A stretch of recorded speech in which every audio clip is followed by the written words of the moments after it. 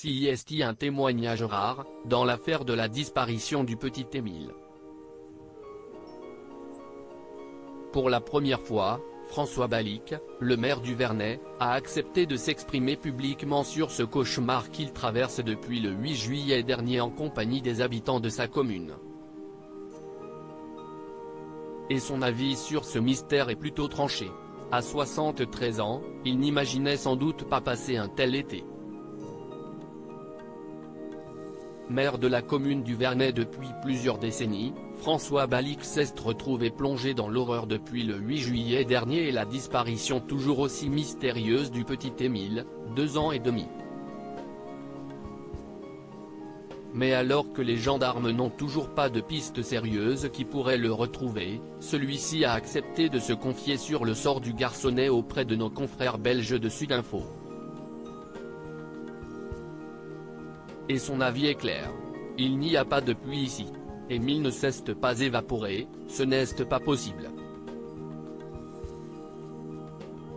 Je suis convaincu que, mort ou vivant, il n'est plus ici.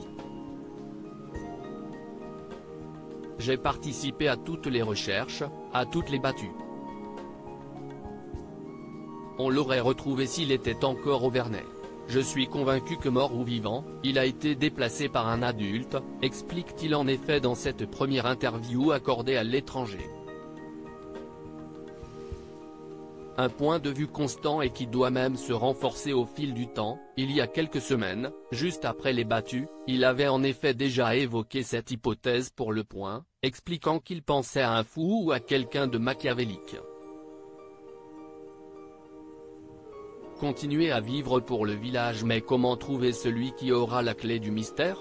C'est ne remettant totalement aux gendarmes désignés pour mener l'enquête, le maire du Vernet n'a plus qu'une seule chose en tête, continuer à vivre, dans un village où de belles choses se déroulent et se dérouleront encore en attendant que tout cela soit fini.